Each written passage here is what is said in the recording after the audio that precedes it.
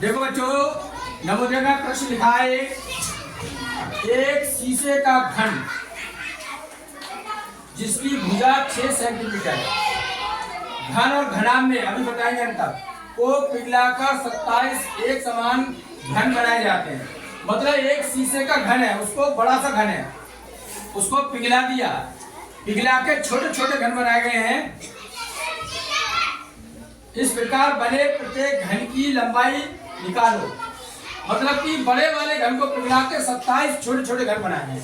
मान लो ये घन है बड़ा सा घन, वो होता है जिसकी तीनों भुजाएं बराबर होती हैं। कितनी भुजाएं बराबर होती है? चारों का 3 होती है। लंबाई गुणा चौड़ाई गुणा ऊंचाई। ये घन है जिसकी 6 सेंटीमीटर ये है, 6 सेंटीमीटर ये है, 6 सेंटीमीटर ये है। लंबाई चौड़ाई ऊंचाई बराबर है। इसको गर्म करके पिघला दिया, पिघला कर 27 छोटे छोटे घन बनाए गए हैं। कितने कितने? 27 छोटे छोटे इस तरीके से 27 बनाए हैं। तो कह रहे हैं इसकी तो भुजा है, इसकी भुजा बताओ छोटे वाले की कितनी हो। समझ गए? मान लो, माना छोटे घन की भुजा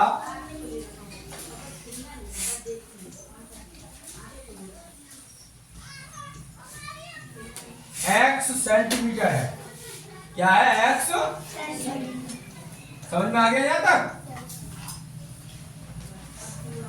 अच्छा सुनो, बड़े ऐसे यानी सवालों में क्या करते हैं कि किसी को पिघलाकर, हमारे को पेन को पिघलाकर, बड़े पेन को पिघलाकर छोटे पेन बना गए हैं। किसी सर्कल को, उसको गोला को पिघलाकर छोटे छोटे गोले बनाए गए हैं। किसी गेंद को पिघलाकर छोटी छोटी गेंदें बनाई गई हैं। ऐसे सवालों में क्या करते हैं, दोनों के आयतन बराबर कर देते हैं। हमेशा ध्यान रखना, कहीं पर भी सवाल आ जाए, दोनों के आयतन, इस बड़े वाले का आयतन निकालेंगे, छोटे वाले का निकालेंगे, बराबर कर देंगे और आंसर आ जाता है। लेकिन ये दिमाग में फिट हो जाना चाहिए आपके।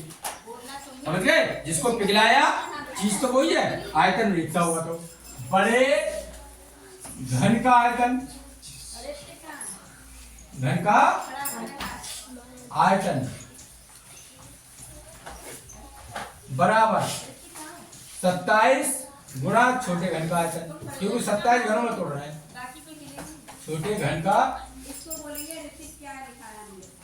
आयतन।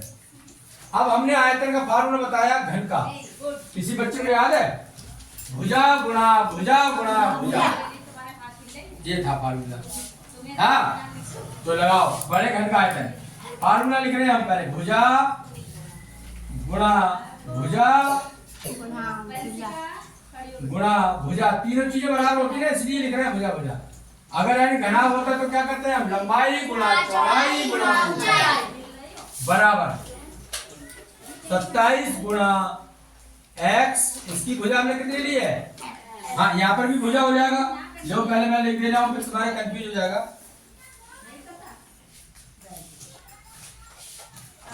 भुजा गुणा भुजा, भाई बन तो वो भी जाता है यानी घन बन रहा है, तो फार्मूला वही है। तो देखो इसकी भुजा कितनी कितनी है? 6 गुणा 6 गुणा 6। बड़े वाली की भुजा जो है, इसकी नहीं मालूम वाली, इसकी x मान ली हमने, बराबर 27 गुणा x गुणा x गुणा। इसके समझ में आई यहाँ तक? आ गई? आप देखो, हम गुणा नहीं कर रहे हैं अभी। 6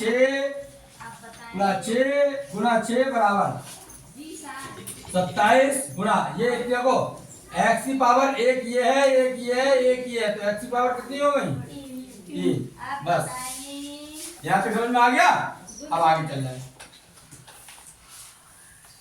सवाल को मिटाए हम और फिर यानी जगह पूरी करें। कौन सी मात्रा? आगे चल रहे हैं सवाल को, इसको यहाँ से आगे बढ़ाना है। इसको यही छोड़ दो, इसको यही छोड़ दो, इसको इसके नीचे ले जाएंगे बस। तो एक्स क्यूब बराबर हो जाएगा 6 गुणा 6 गुणा 6 बटे 27। समझ में आया? वो नीचे आ गया। बताओ ये क्या है? एक्स यहाँ पर एक्स, ये 3 देखो कहाँ जाएंगे, ये घनमूल बन जाएगा इनका। इसको कैसे लिखेंगे ये ध्यान से देख लो।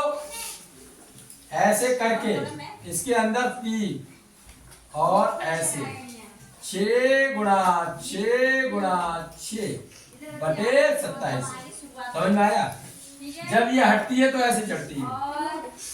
ये क्यूब रूट है। क्या बोलते हैं इसे? क्यूब रूट बोलते हैं। और जब ऐसे होती है, ध्यान समझ लो, एक्स स्क्वायर होती है तो खाली ऐसे चढ़ाते हैं। ये 2 इसमें नहीं लिखते हैं, 4 लिख सकते हो, 3 लिखते हैं जरूर। हाँ, तो अब इसको हल कैसे करेंगे, बात यह है। देखो ध्यान से, एक्स बराबर क्यूब रूट 3 अंदर, ऊपर का जा सकता था 6 गुणा 6 गुणा 6। 27 का देखो फैक्टर करो, 27 के फैक्टर करना है बच्चों, ध्यान से देखो। तोड़ो से 3 ये टूटेगा नहीं, ये टूट जाएगा। फैक्टर आ गए, फैक्टर 3 से कितने लिख सकते? 3 गुणा 3 गुणा 3, 3 गुणा 3 गुणा 3। ये 3 इसलिए है कि 3 3 के जोड़े बनेंगे अंदर। जब स्क्वायर निकालते हैं तो किसके बनते हैं? 2 के। स्क्वायर रूट निकालते हैं 2 के, क्यूब रूट निकालते हैं 3 के। ये 3 है, 1 2 3 है, 1 2 3 है, तो ऊपर आ गए 6, 1 ले लिया 6 और ये हट गया सब कुछ, और नीचे ले लिए किस किस के समझ में आई यहाँ तक? 3 से काटो, 3 एकम 3 दूनी, एक्स बराबर 2 सेंटीमीटर। जो छोटे वाले 27 घन बनाए हैं उसकी सभी घनों की भुजा 2 सेंटीमीटर की होगी। Thank you very much.